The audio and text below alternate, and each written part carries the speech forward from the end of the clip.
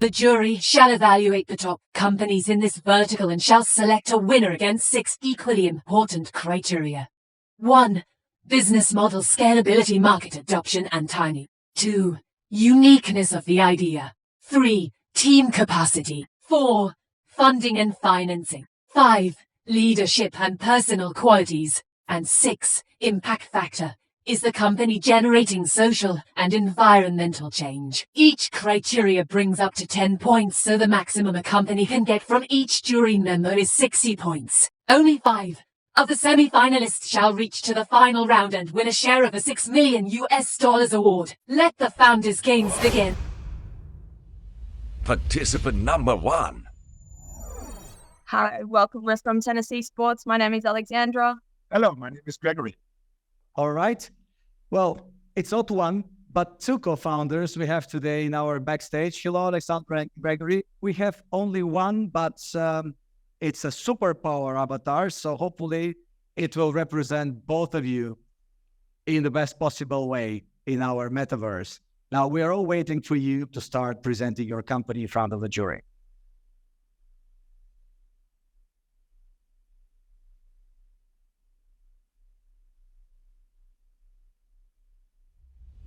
$60 seconds, pitch starting now. To $10,000. Johnson.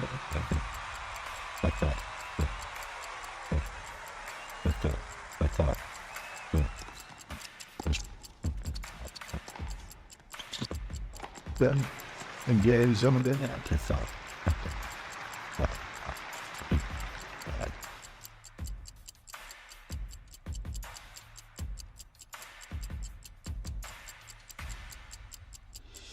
So the Tennis Esports Cup is the latest preview into the future of VR tennis as a virtual sport. The only VR tennis app that features global online match play in the form of VR esports and immersive biometric analysis that tracks and guides tennis technique.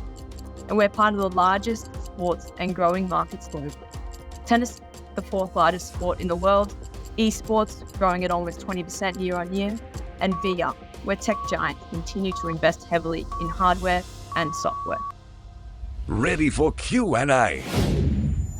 What is kind of user retention? If you could comment on that. What's the retention and how often users are using it?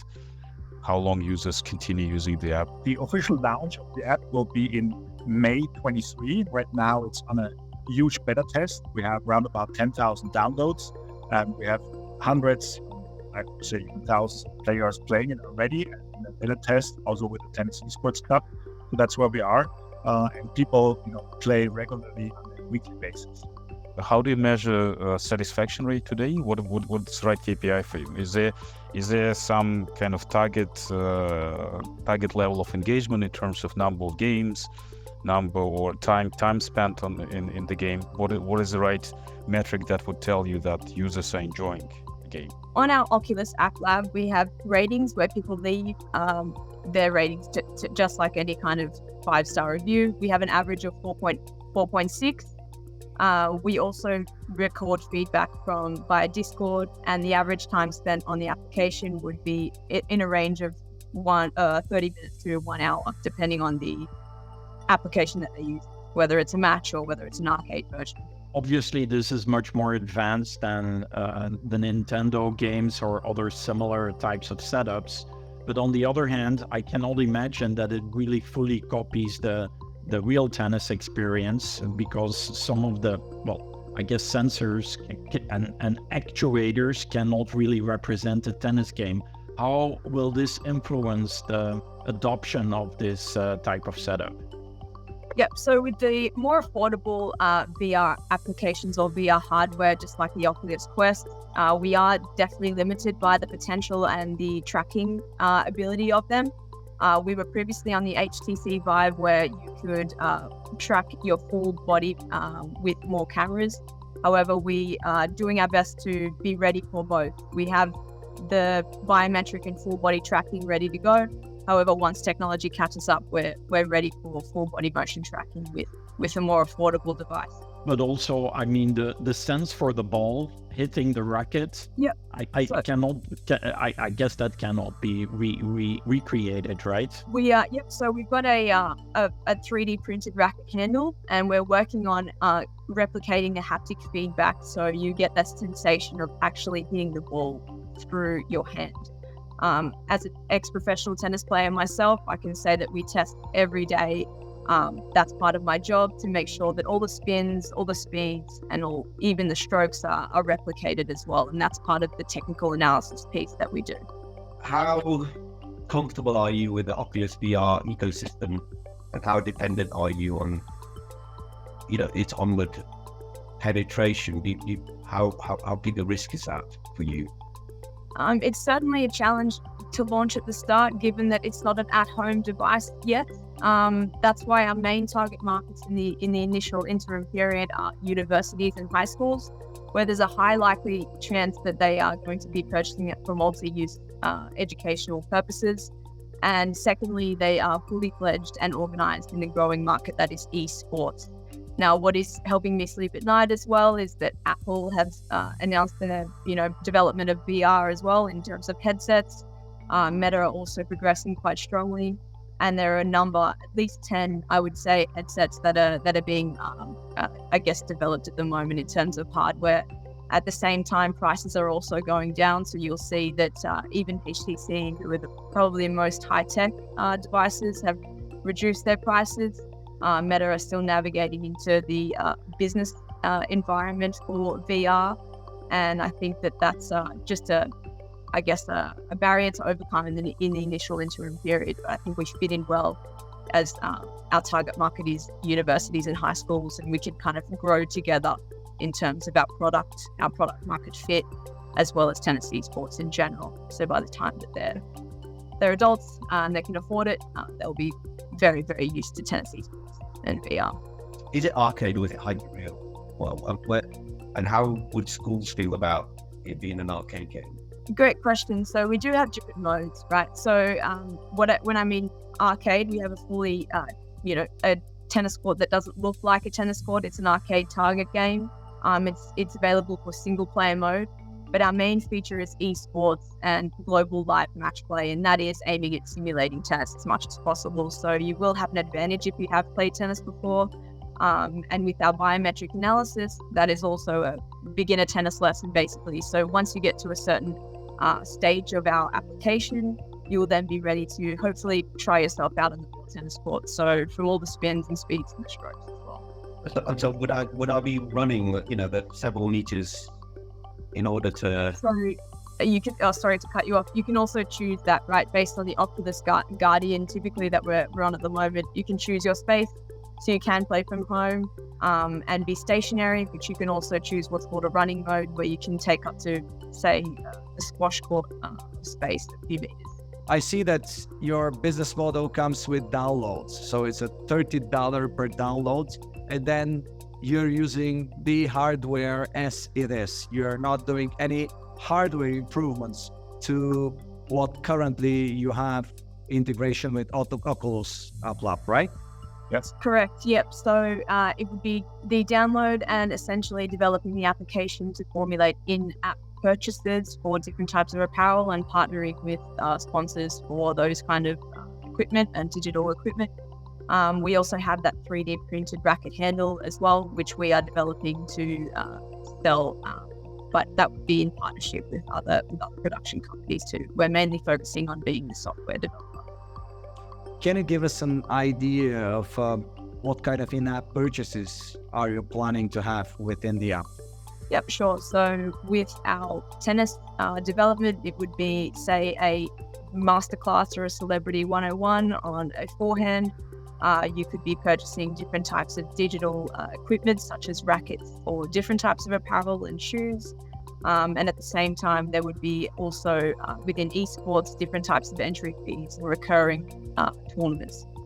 One-on-one, you mean two-person playing together, or you're going to be having a pre-recorded or AI characters? What kind of one-on-one? That's a great question for both, actually. So what we have is live match play right now. So 1v1, I've got a headset, you've got a headset. We can meet on a virtual court, no matter where we are in the world. And secondly, we do have a CPU avatar who will be able to be played against by anyone. Hopefully, that would be potentially a paid version of being able to replicate some of the pros or previous pros based on big data. Presumably the use case is getting better playing in the real world, right? If so, do you have already some data in terms of improved skills? I would say not yet. So the main use case as well is actually our main focus is the esports or the VR esports. Okay. That would be the lowest hanging fruit for us, as we're creating a competition based on our live matches. The next iteration or the next progression would be to start to demonstrate improvement of tennis and tennis skills. So teaching beginners how to play tennis and providing access to tennis courts and tennis play where that might not necessarily be available. There might not necessarily be enough space. How important is it to have a good number of players, simultaneous players, you think? Just to play one match, you only need one other person to have a VR headset. And so with a league, for example, we're experimenting with teams of 3. And they would be, tournaments could be run a lot faster than a typical tennis tournament as well. And also that hybrid format of tournaments where the lead-up tournaments would be virtual, and finals events would be held in person at physical tennis tournaments or any kind of event. I wanted to understand a little bit more about the development time, because I think you're just testing right now. How concerned are you? What are your main challenges as you're developing something that's never been developed before in a medium that's never really been, there's still very few use cases out there, I think, in the systems you're operating in. What keeps you up at night, and how worried are you? Yeah, no, I guess it helps me sleep at night is that the fact that the software is only going to get better. So the product is only going to get better. I think to answer the question about the use case or the test of market fit, we do start out with brand activations, and that's the main part of our marketing. So we have been at the US Open, which is one of the largest tennis events in the world, sponsored by Wilson, the largest tennis sporting good in the world.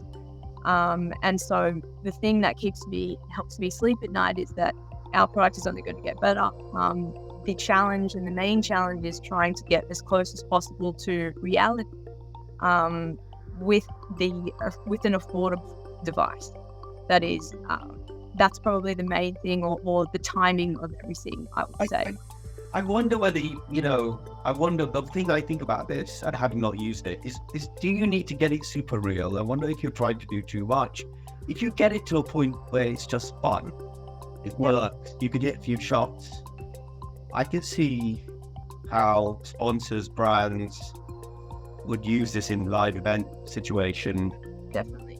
In corporate entertainment. I see real use cases in immersive around, and not the direct to consumer, but particularly around events. And I wonder whether your target at the beginning should be just fun, addictive. Oh yeah. That's happening already. So we are at corporate accounts, we are at events. People are using it, people are playing it, people are having fun. There's a training factor attached to it, but the entertainment part is much, much bigger. So people are playing and they're having fun and they're using it. And we are creating the Tennis Esports League by next year. And our next milestone is basically to get on the Oculus Store in April. So we have distribution and we can basically scale the product. We're creating competition, we're creating recurring visits, we're creating a reason for people to come back. And that's also reflected in their, web profiles that they will have as well. So you'll be getting different badges, different types of digital apparel as well. And that's part of the whole experience. But at the same time, we are at a level now of our development where it is fun to play a VR tennis match, and it is exciting, and it is going to be, shown and streamed online, so you'll be able to have fun not only playing the application but also being a part of the community. How is a typical game? So how have you adapted the kind of 3 or 5 set model for fun? Definitely. Yep. So our games are 10-point tie breaks, and that's done by an umpire who tells you you're doing really well. That's scored automatically. You've got voice chat as well inside your match, so you can chat with your opponent. And by the time we launch, you'll be able to get, as a spectator as well, different perspectives. Is also encouraged directly, just like any kind of, imagine a YouTube live commentary box where you're liking the comments, or you're making and leaving comments of encouragement. Do you currently have any revenue? Yes, we're selling downloads already on the applet. We're getting sponsorships in. We're selling our product at corporate accounts, at events. So we are starting. We're having revenues. Yes. The moment of truth. Direct feedback from the jury. It looks great as a product. I find it really is a great opportunity. As a tennis player myself, I would love to play and to be able to train at home. I like your straightforward targeting. This is a very clear market set. Obviously, a lot of businesses are targeting it, but that's a fast-moving and growing target. So it's great opportunity if you can convert them into esport tennis players. I think a lot of the applications would need to go into the virtual world. I think the one kind of comment I would just probably it would help you to really define your persona. What is actually your target persona, target demographics? I'm not sure that would be the real kind of hardcore tennis players, right? So, and that's probably, defining persona probably would kind of help you to really focus on that use case, and as well as lead you through the customer acquisition, customer experience, kind of product development. Scalability is very, very important. Fast growth and easy growth, where I guess people affect each other to start using the game in an easy way, is very important and should be the prime source of revenue. I think you'll figure out the business model over time. I can see a role for an upfront purchase, a license fee or ongoing license fee. In-app purchases I completely buy. I think you'll get some sponsorship. I'm really unclear though, one of the points I made is this feels like it's more fun than a real hyper-real project, and I think it should be super clear. I don't believe universities are going to pay for arcade products. Consumers might and brands might, but I just don't see why anyone in the sporting establishment would do that. Now you will see scoring from one anonymous jury member, just to see how the 6 factors that we are scoring are actually creating your final score. Thank you again.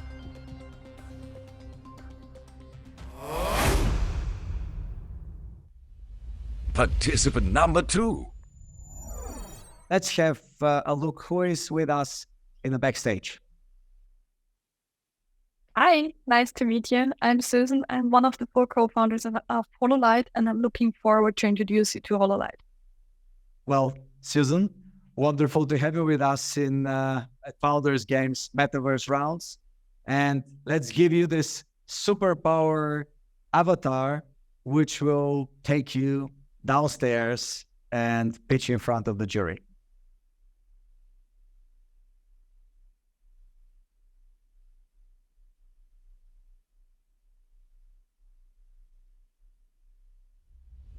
"60 seconds pitch starting now." At Holo-Light, we are unleashing the potential of XR. With our platform XR Now, you can step into the most powerful immersive streaming platform, overcoming the limitations of XR. Limited processing power versus huge data, or also the missing centralized platforms, or especially in the enterprise areas, the security issues and concerns of the IT security departments. Therefore, our platform, XR Now, the business-ready industrial metaverse, can be launched on any server infrastructure, either cloud or on-premise servers, to deal with the needs of our customers.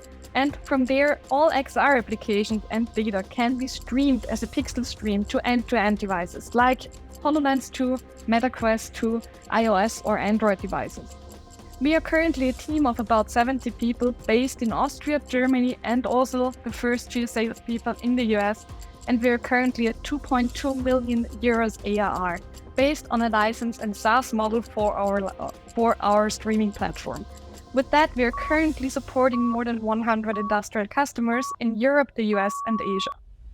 Ready for Q&A. Can you just talk through a little bit of a typical use case? I know you've got some information in the deck, but why are the customers, I think you used BMW, why are they coming back for more?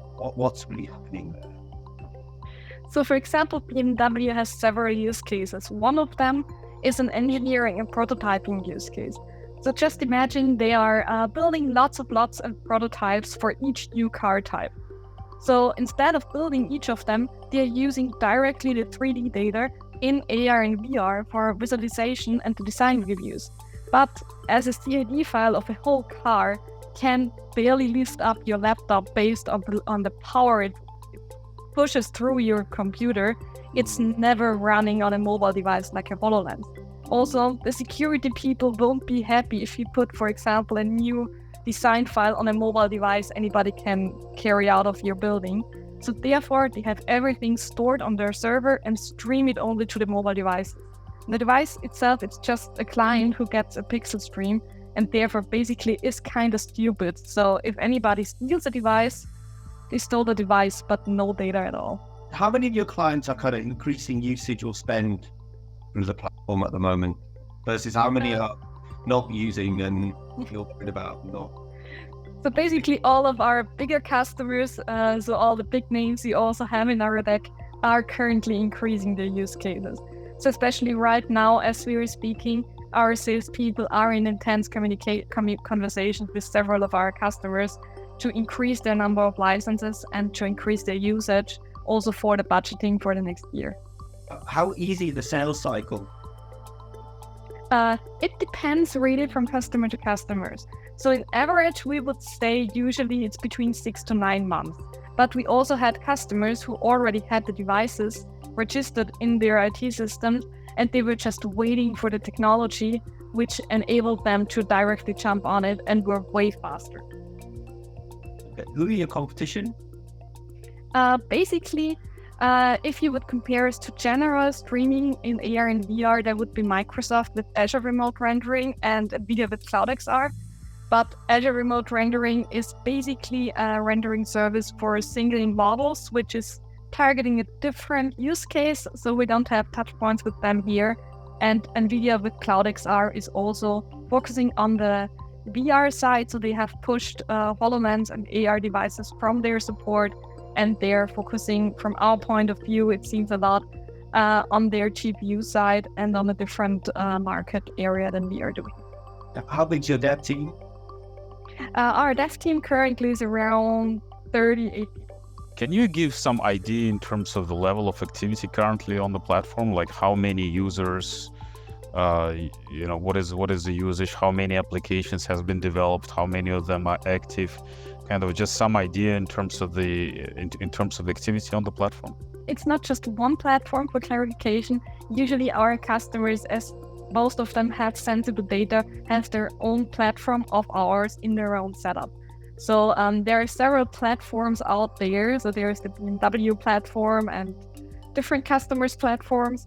But for example, to just take one of our biggest customers, they are currently having more than 100 different AR and VR projects in daily usage, with more than 1,000 users of AR and VR across their company. What would be the kind of actual number of users across your customers, approximately? Our active users should be around a couple hundreds up to 1,000, something around that. And number of applications that have been developed? There should be around 50 different applications currently out there. Have you considered, is that the type of product that would benefit to be open source? Later on, when going into areas of B2C, it would be an option, but especially right now, as it's also focused a lot into B2B option, it's not the right time for us, but in the future, it would be an option for B2C. Because the product itself is both a development toolkit, right, and also a deployment or orchestration solution, right? So presumably the idea should be that you want to have as many developers as possible writing applications that should benefit from the open source business model. No, you haven't thought about that? Yeah, we have thought about it, but as said, currently with the B2B approach, we've experienced some of our customers a bit stepping back from open source approaches, and for B2B, it seems for us it's still a bit better to stay in the licensed SaaS approach, but with the B2C, if the market gets stronger, it's definitely an option to rethink it again. I got a little bit puzzled here. You mentioned that you're at around 1,000 customers, but 100 customers. Sorry. Oh, 100. Use this word. Yeah. In that regards, I'll be interested actually to understand a little bit more about your growth strategy and the history so far. So you've been founded back in 2015, which makes you almost 7-year-old company. Your rounds, though, are happening just now, 2020, 2021. At least this is the information we have provided from you. So what was the story of your development, and what's the current growth that you are experiencing year on year? We originally directly started in 2015 when we came across one of the first press releases from HoloLens, and we directly started at this time working with industry customers. We were 4 students at the time, so we had to do POCs and all kind of demos to keep above the bad numbers, basically, to stay alive. And with that approach, we figured out the data consumed and the processing power of the devices was basically always the showstopper. So we came directly from that approach and solved that problem basically while walking hand in hand with our customers. So a couple of our customers who are still with us today were directly with us in the beginning and kind of were the first testers and the first test drones for us to see if our approach works in their network, works with their problem. And speaking about growth, we currently definitely can't complain. We started in 2015, of course, at that time, the devices were not that popular and not that spread much. But right now, market is pushing along very, very much. We all see it with our partners like AWS, Qualcomm, and Microsoft, who are all pushing now strongly into that direction. And therefore, we are growing strongly here, also pushing into new markets. We have just opened our US office with sales and also got from the US guys who were just hired the first sales. I think, at least from my perspective, scalability will be the major challenge and actually moving to profitability.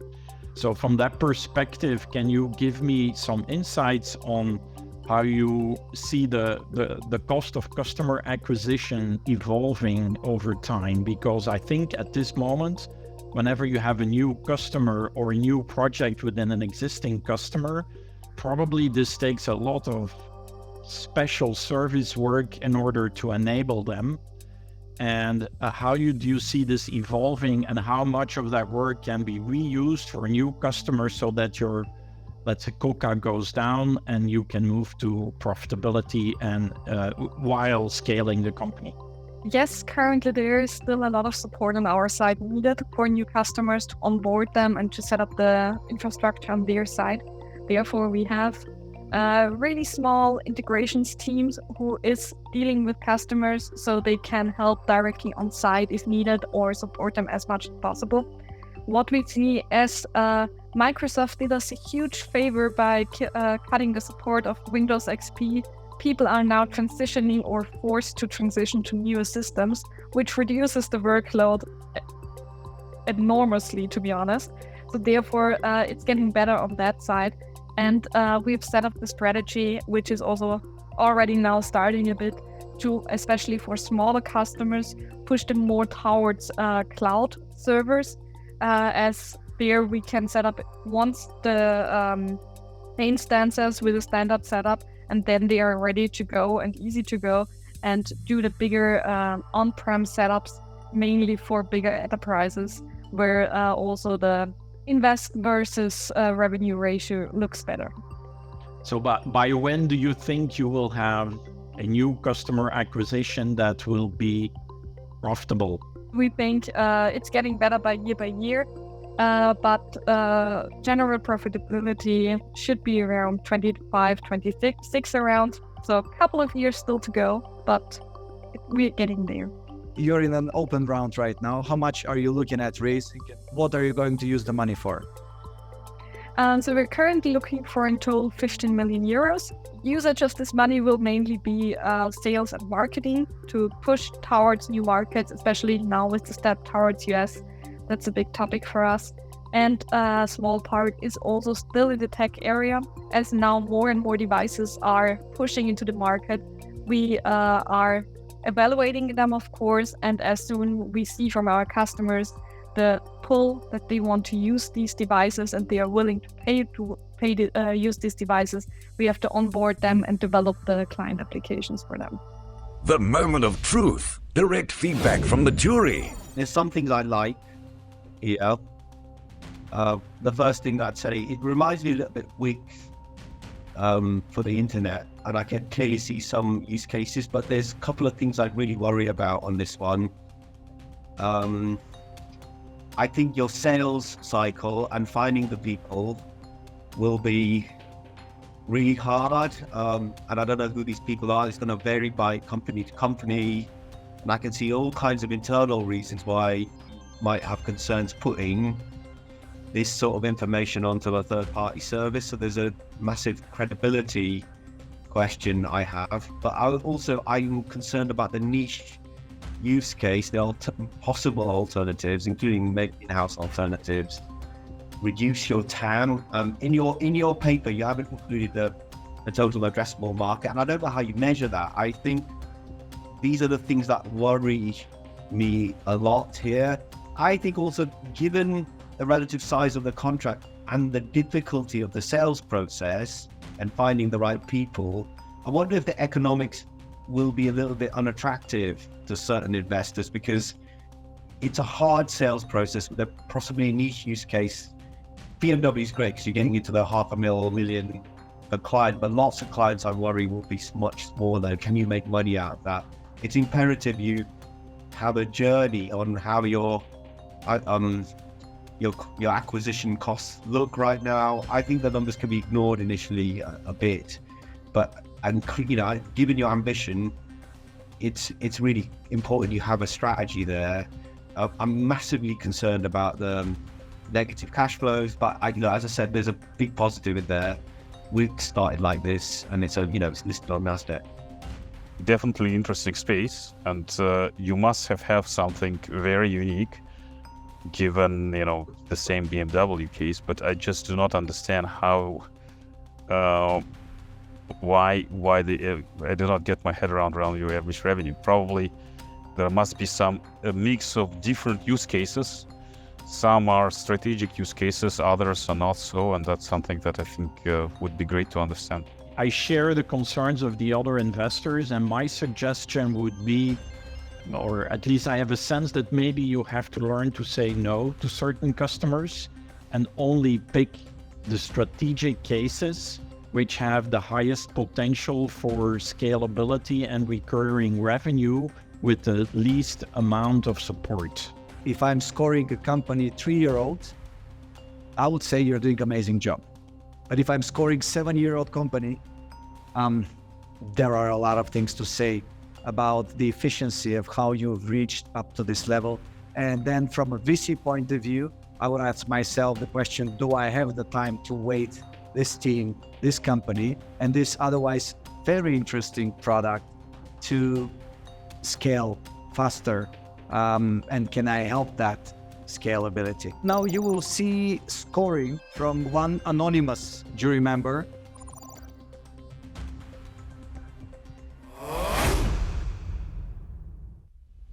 Participant number 3. Hello, everyone. My name is Jonathan, and I'm the co-founder and CEO of Spree Interactive. So, hello, Jonathan. It's a pleasure to have you with us. Now, first, before you start presenting your company, we need to put a special superpower suit, which will help you come to the jury and present your company now.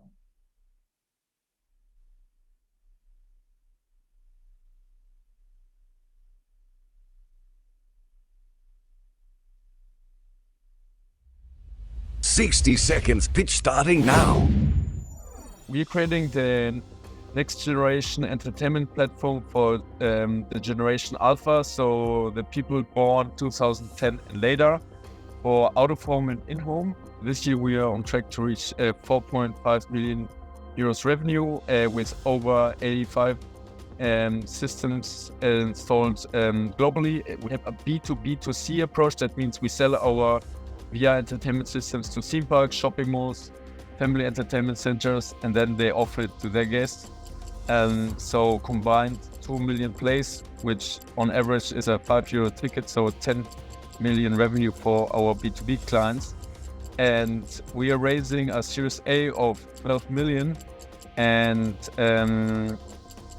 we're using this for exactly two purposes. One is to keep being the market leader, the global market leader in the out-of-home entertainment space. And the second one is to expand into in-home, just because in 2 years' time there will be a major inflection point where VR shipments are outpacing the combined console shipments, and that means VR is truly mainstream. And as Activision Blizzard is a major player in the old platforms like PC, console and mobile, we would like to become that new player in the new platforms like VR and AR. Ready for Q&A. I do understand the concept of in-mall, let's say, gaming, and why those B2B customers are establishing this, but it's harder for me to understand how that will move to in-home gaming, and how that and how you will avoid a very strong competition there. We are the world leader when it comes to out-of-home entertainment, and when we started our company 5 years ago, we did so because our belief was that the VR headsets, the hardware, was not ready for mass market. So what everyone looks in this industry is the iPhone moment, basically some device which will break through and will change the platform forever, as the iPhone did with smartphones. This iPhone moment has not been in VR so far. We think Quest 2 from Meta is close to it. Apple might be again the player who will do the iPhone moment. That means so far we're basically providing VR as a service. So with the thinking that nobody wants to own a premature smartphone, call it in the VR sense, but you rather have it as a service. However, once this iPhone moment is there, then it would be, let's say, it would be a wasted opportunity or missed opportunity if we don't use our core capabilities, which is creating great and engaging virtual reality experience for the youth, not also leverage it in B2C. And so that's and we think that this iPhone moment is happening in the next 18 months. And that's why we're moving now from pure out of home to continually penetrating out of home plus in home. Yes, but I understand that moment will be the enabler, but that doesn't explain how you will beat the competition, right? Because the competition will also have access to that enabler. It's a generic enabler, not specific to your company.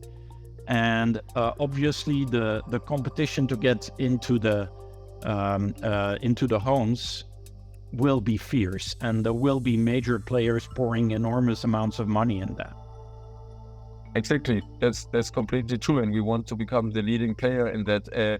So why we will basically become a major player, if I understand your question correctly, Yes. is because we have a head start, because we basically already 5 years in the market, already delivering VR to many millions of users, understanding what consumers want, and this core capability of creating engaging games.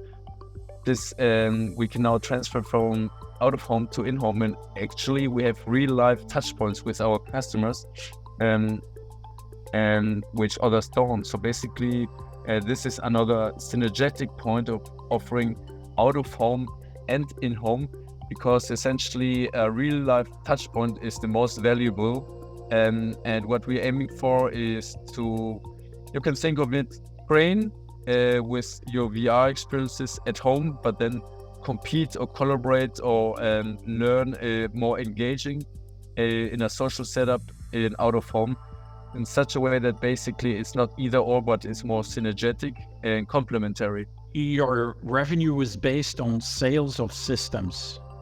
Exactly. So does that also result in recurring revenue? Yes. You mentioned in the deck that you have 2 patents. I'm not. What are the patents for? A core difference between our B2B competition is throughput. And throughput, basically, you can think of a cinema, like a cinema. Obviously, the bigger the cinema, the more people you can get in, the more tickets you can charge per hour, and the quicker the ROI for the operator. Similarly, here, obviously, you want to entertain as many users as possible. And our patent, or our 2 patent families, are around sensor fusion. So you can think of it, the headsets, they have a local positioning system, if you will. So you track where your headset is relative to the environment. However, if you have 10 or 20 kids running around, that requires another degree of accuracy of tracking in 3D space. That's why we combine also outside in, so basically cameras on the ceiling, and that's real-time sensor fusion. This is what our patents do, and with this sensor fusion, we basically managed to increase the player density whilst keeping us health and safety confirmed operations. What has been the retention of your customers? We have a 0% churn rate. You can think of it, I mean, if you've invested 100K into the hardware, the content must really suck that you deinstall your system which you bought. So it is an investment good. So in year 1, you have to pay back in between 6 to 9 months. And then obviously you want to, as an operator, run it profitably. So the retention has been 100% on a B2B client point of view. And our global sales strategy is to aim at the biggest chains. So in order to scale as much as possible on the B2B side. So for example, the first client you have here, Urban Air, they're growing with 1 park each week this year. I'm just thinking what could be kind of the main value source in the long term, right? And here it could probably be, I mean, if you were to execute on your vision, it could be probably the brand, right?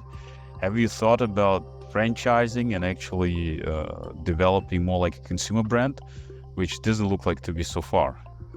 No? Exactly, good point. So this is exactly feedback we got from investors so far, also along our fundraising journey, and that's why we adapted our pitch from last time when I was with Webital in June this year, where we were just raising for our B2B activities. We now see that indeed the brand is a valuable asset, and the brand touchpoints which we have with in real life with customers and consumers, and that's why we want to extend our brand presence from purely B2B2C to B2C directly in the next years. Are you planning on pivoting in this direction? And another question for you: what's the addressable market as of today, as of your strategy? The total addressable market. We have a very attractive and large enough market in front of us.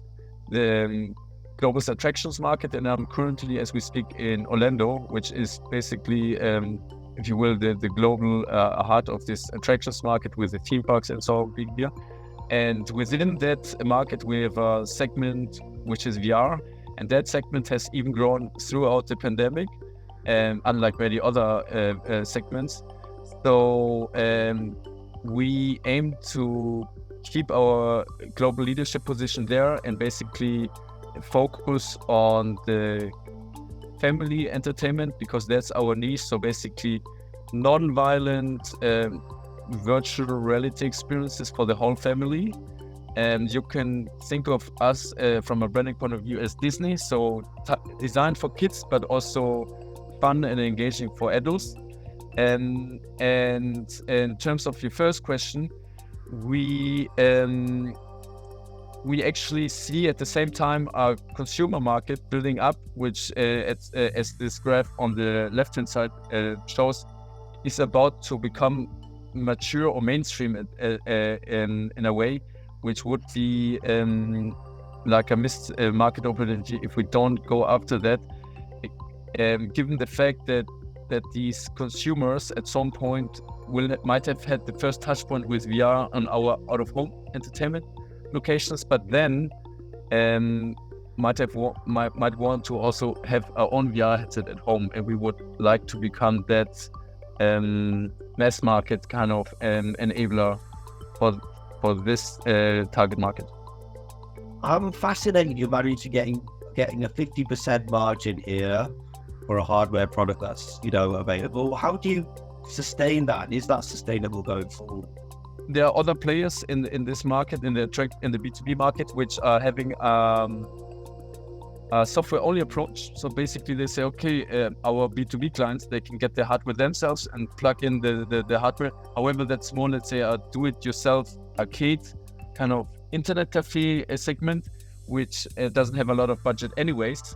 What we are aiming for is the proper funded cinema chains and the proper funded theme parks, shopping malls, which actually don't want to fiddle around with hardware themselves. They want to have one. Yeah, but look, if I'm managing the budget, I'm running a mall, and my CTO or the entertainment person paid 50% margin on hardware, I fired them.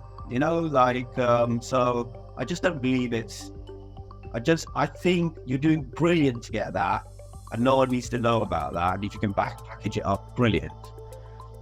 But I just think there's unless you're able to get bought-in trade discount from your supply, I can't see that margin standing over time. So that I see some erosion there.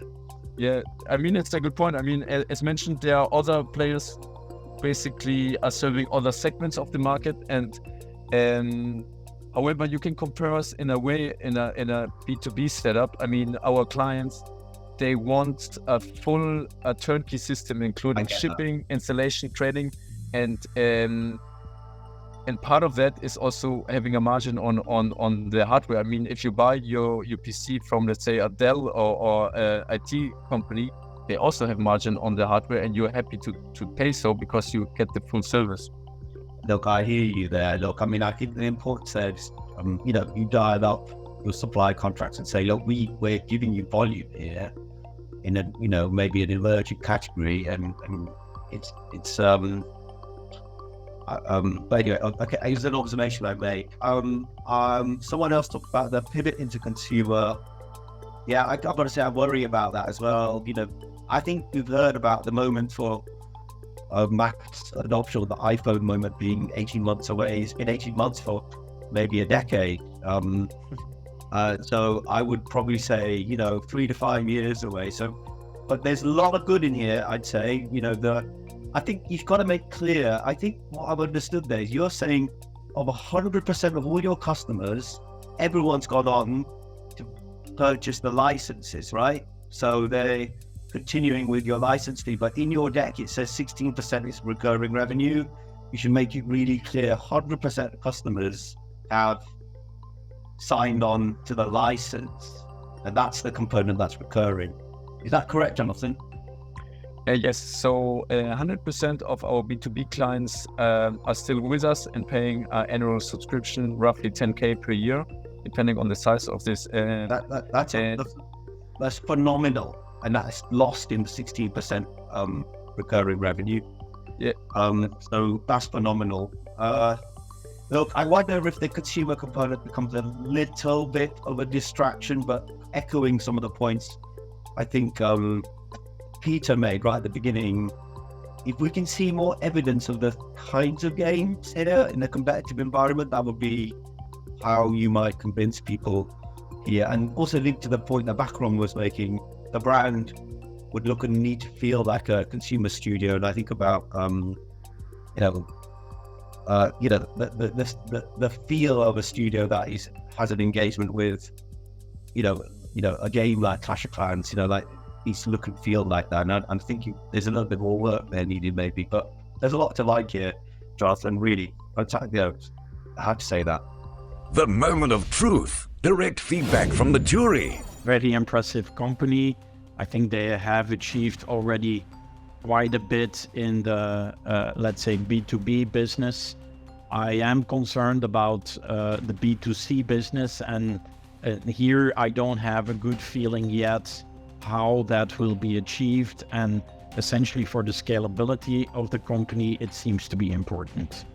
There is one way of trying to think about going to home, but there is another way, is actually trying to grow the business in the current area, which may involve building a brand, right? Building a brand and kind of looking into maybe franchising, kind of looking at the comparables in the food industry, maybe, where the kind of how you price, how you fund the hardware, how you create a unique consumer experience. Maybe there can be a lot of learned and adopted in your case. You've done a lot of work here across a wide range of customers and sold the hardware. I wonder if your focus is not maybe so consumer, because I think this 18 months of the iPhone moment could be 3 or 5 years. I wonder whether, because the hardware is installed, I love the idea that your customers are all engaged and paying license fees. By you creating more content for these existing customers, they could pay more future license fees. That's quite clever. What piece of content can we leverage across your existing customers, and you don't need marketing. So, but I come in, I'm consistent. I think you're doing a really, this is a tremendous achievement, Jonathan. Thank you. Now it's time for the anonymized score from one of the jury members.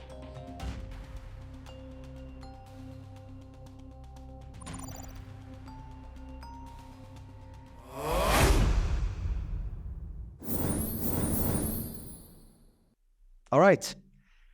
We have 3 founders, and we have the jury casted the votes for the 3 of them.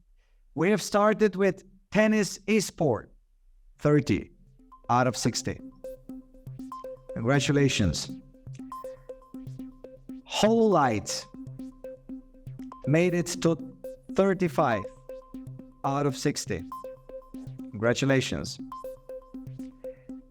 And Spree Interactive is the winner with 37 points. Congratulations, Jonathan. Great job.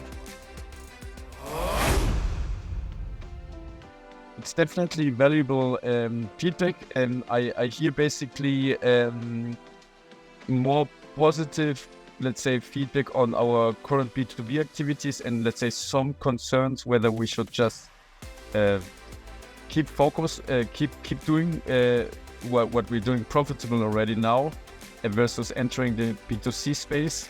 And I can understand that. However, as mentioned, I think that it's the right timing. I mean, we basically started with the B2B because there was no B2C opportunity. But anyways, I mean, I think it's valuable, and I'm thankful for, let's say, challenging my pitch, let's say. thanks. It was great to pitch here and also to get good feedback. Also to see how I can modify the pitch to bring the message a bit more clearer. And also it underlines my point of view that especially with a technology like ours, it's really important to meet people in person and to have a try of the technology themselves. But thank you very much. Thank you very much for having us. It was a great experience, and I think we got valuable feedback which we can work on. Thank you very much. Thank you, everyone. That was the media and entertainment episode of Founders Games.